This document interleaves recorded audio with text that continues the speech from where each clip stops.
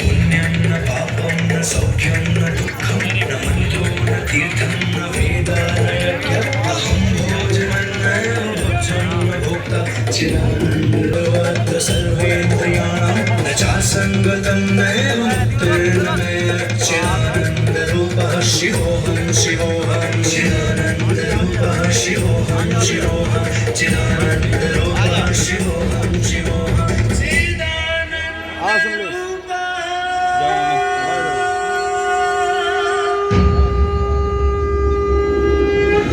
वराह पुराण में कहा गया है, नाभिदेशे महाकालस्तन्नाम्ना तत्र वै हरः।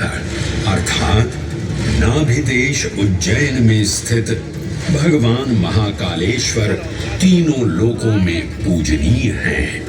आकाशे तारकां लिंगम पाताले हाटकेश्वरम मृत्युलोके महाकालम सर्वलिंगम नमोस्तुते। आकाश में तारक लिंग के रूप में, पाताल में हाटकेश्वर के रूप में और मृत्युलोक में महाकाल के रूप में स्थित भगवान शिव को प्रणाम। समस्त लिंग स्वरूपों में विद्यमान भगवान शिव को सादर नमस्कार। नाभिदेश उज्जैन का अटूट बंधन है महाकाल के साथ, जो महाकाल स्तोत्र में उल्लिखित है। उज्जयिन्यां महाकालम महाकालेश्वरम हरम महाकालम महायोगिनम नमामि पार्वती पतिम। तो चलिए मैं आपको कथा सुनाता हूँ इसी महान उज्जैन नगर की।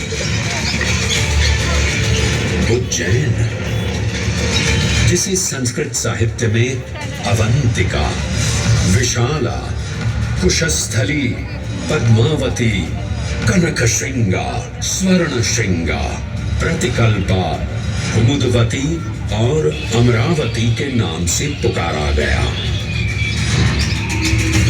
उज्जैन, जो मनुष्य को मोक्ष प्रदान करने वाली 7 नगरियों में से एक है। उज्जैन, जहां 84 महादेव का आशीर्वाद प्राप्त है। उज्जैन, जिस पर सदा ही कृपा रहती है महाकाल की। यहाँ सतत क्षिप्रा नदी की निर्मल धारा बहती है। डमरू के नाद से जीवन को ऊर्जा मिलती है। घंटियों की झंकार मन को आनंदित करती है। और यहाँ का आकाश शिव आशीष स्वरूप है।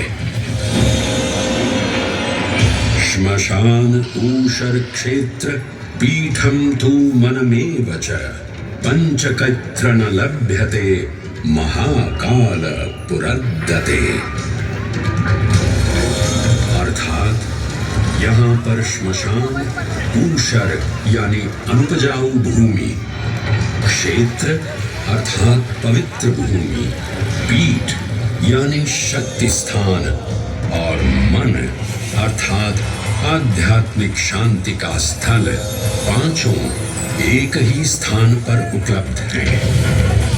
ये संयोग महाकाल की नगरी उज्जैन की महिमा को और गरिमामय बना देता है। उज्जैन के इस अलौकिक स्वरूप से प्रभावित हो महाकवि कालिदास अपने काव्य मेघदूत में लिखते हैं, हे जलधर, यदि महाकाल के मंदिर में समय से पहले तुम पहुंच जाओ तो तब तक वहां ठहर जाना जब तक सूर्य आंख से ओझल न हो जाए। शिव की संध्याकालीन आरती के समय नगाड़े जैसी मधुर ध्वनि करते हुए तुम्हें अपने धीर गंभीर गर्जनों का पूरा फल प्राप्त होगा। ये संध्या आरती, जिसे कालिदास ने सराहा है, अत्यंत महत्वपूर्ण है। क्योंकि ये वो प्रहर है जब सभी देवी देवता गंधर्व यहाँ उपस्थित होते हैं।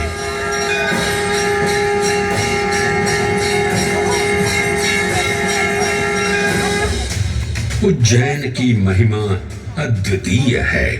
सतयुग, त्रेता युग, द्वापर युग और कलयुग, हर युग में इसका अप्रतिम महत्व रहा है। इस काल यात्रा में सबसे पहले आपको सतयुग के उस कालखंड में ले चलता हूं जहां देव और दानव एकत्रित हैं समुद्र मंथन करने के लिए। मन की आंखों से कल्पना कीजिए, भगवान विष्णु ने कुर्म का रूप ले मंदरांचल पर्वत को अपनी पीठ पर उठा रखा है। सागर से विकराल लहरें उठ रही हैं, मेघ भयानक गर्जना कर रहे हैं। देव और दानव वासुकी सर्प को नीति बना और मंदार पर्वत को मथनी बना सागर को मथ रहे हैं कि तभी जल का पाप कालकूट विष निकलता है और पूरी सृष्टि को अपने ताप से झुलसाने लगता है। इस भयावह स्थिति ने देवताओं और असुरों के बीच हाहाकार मचा दिया। ये कैसा अनर्थ है? लक्ष्य था अमृतत्व का, पर अब मृत्यु की विकराल छवि हमारी आंखों के समक्ष मंडरा रही है। इस भयंकर संकट से केवल वही उद्धारकर्ता मुक्ति दिला सकते हैं जो समस्त विश्व के परम संरक्षक हैं। तभी सब महादेव की शरण में जाते हैं और पुकार लगाते हैं, ओम नमो भगवते रुद्राय। और फिर तुष्टा महादेव भक्तों की गुहार सुनते हैं, कैलाश से उतरते हैं, विष को अपनी अंजुलि में भर अपने कंठ में धारण करते हैं।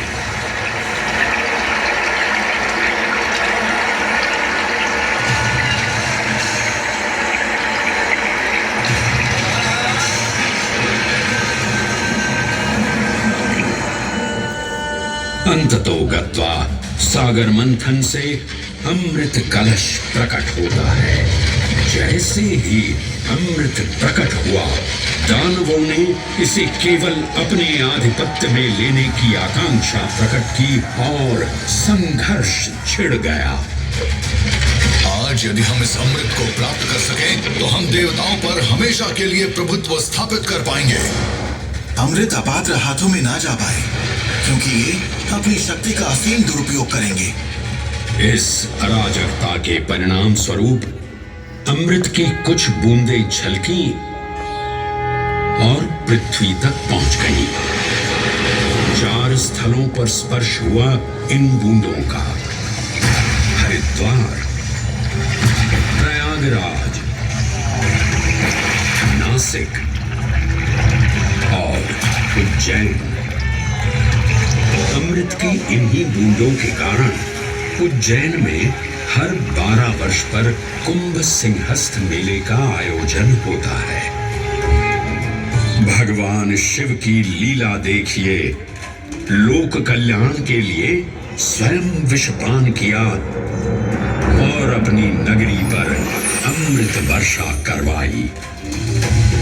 अमृत की पावन बूंदों से अभिसिंचित ये दिव्य उज्जैन भूमि रामायण के पृष्ठों में भी सम्मिलित हुई।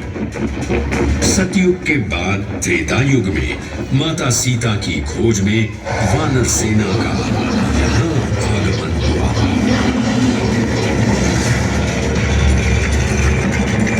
समय की इस यात्रा के माध्यम से अब प्रवेश करते हैं वाल्मीकि रामायण के किष्किंधा कांड में।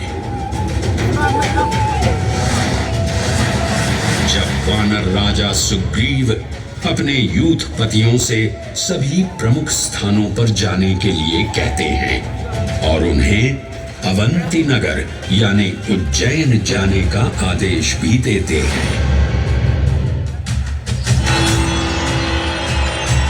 मेखला उत्कल के क्षेत्र, दशर्न के नगर, आब्रवंती, अवंती और विदर्भ के राज्य, साथ ही माहिष्का के आकर्षक राज्य में भी पूरी तरह से खोजना होगा।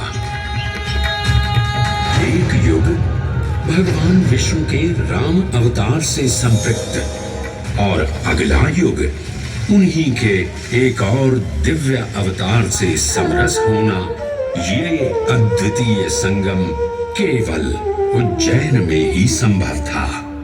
परंतु एक क्षण ठहरिए और ध्यान से सुनिए। ये हैं महाकाल के 1008 दिव्य नाम। हाँ, मैंने काल चक्र को परिवर्तित कर दिया है और अब द्वापर युग का शुभारंभ हो चुका है। विस्मय पूर्ण हो जाएंगे ये जानकर कि महाकाल के इन नामों को स्वयं भगवान श्री कृष्ण ने रचकर पिरोया था।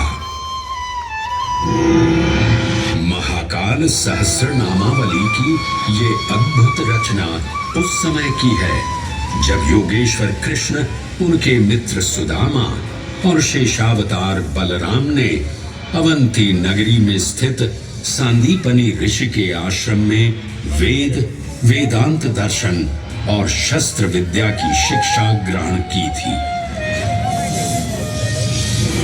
कहते हैं कि भगवान श्री कृष्ण को अवंती ने ऐसा मंत्रमुग्ध कर दिया कि यहाँ 64 दिनों तक रुककर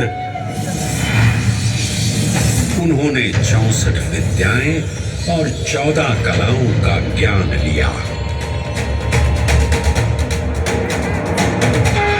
उज्जैन का संबंध महाभारत से भी जुड़ा हुआ है।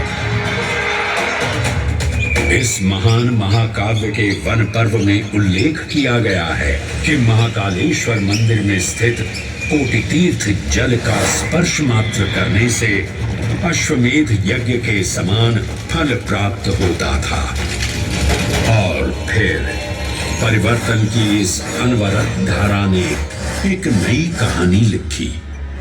उज्जैन में उदय हुआ मौर्य वंश का।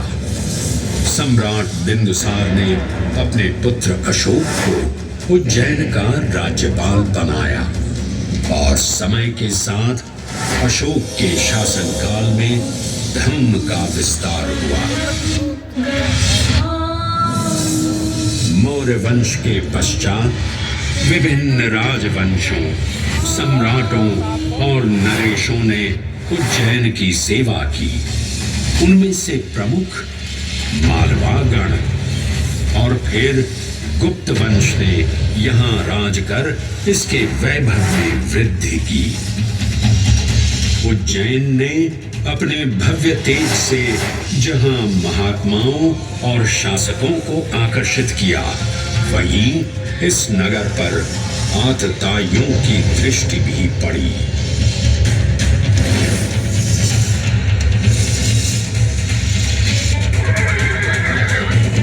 शक मध्य एशिया की खानाबदोश जनजाति थी, जिन्होंने उत्तर पश्चिमी और मध्य भारत के कुछ हिस्सों पर आक्रमण कर अपना शासन स्थापित किया।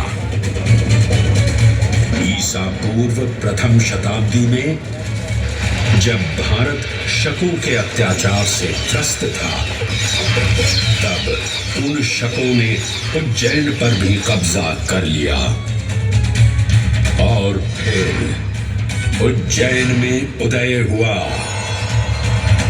एक तेजस्वी योद्धा महाराज विक्रमादित्य का। एक तरफ शकों का बल तो दूसरी तरफ विक्रमादित्य का अद्वितीय पराक्रम। विक्रमादित्य की तलवार महादेव के तीसरे नेत्र सी चमकी। प्रचंड युद्ध हुआ। महाकाल की कृपा से शूरवीरों ने शकों को परास्त किया और उज्जैन में गणतांत्रिक शासन स्थापित किया।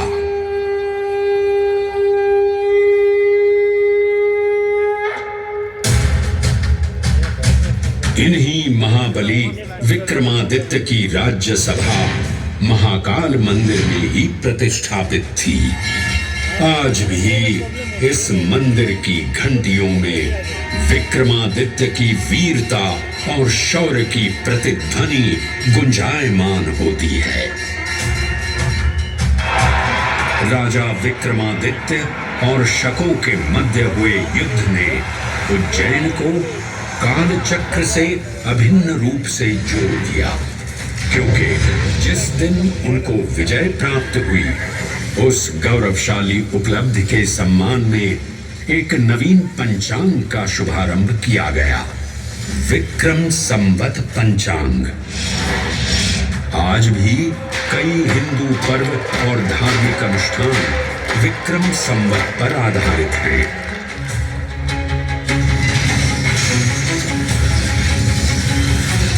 पृथ्वी की भौगोलिक कर्क रेखा इस पावन उज्जैन भूमि से होकर गुजरती है। लगभग 300 वर्ष पूर्व उज्जैन विश्व समय का प्रमुख संदर्भ बिंदु था। यही कारण है कि उज्जैन की वेदशाला में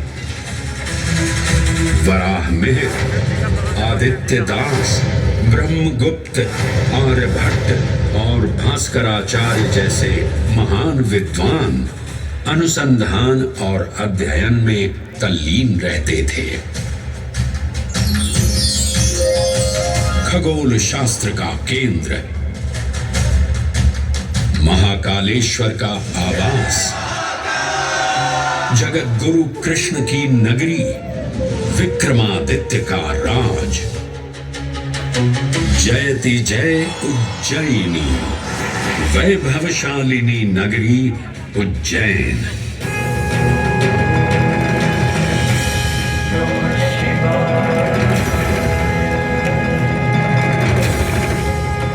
श्वासों को शिव मंत्र से अलंकृत कर, मन को भाव की गंगा से निर्मल कर, जो भी उज्जैन में महादेव की शरण लेता है उसका कल्याण होना निश्चित है। आज सुनी सबने गाथा महाकाल की, दर्शन जिनके दुर्लभ हैं, नमन करे जिन्हें काल भी, चरण में जिनके है बसा। ये समस्त संसार कभी नहीं देखा होगा धरती पर ऐसा चमत्कार।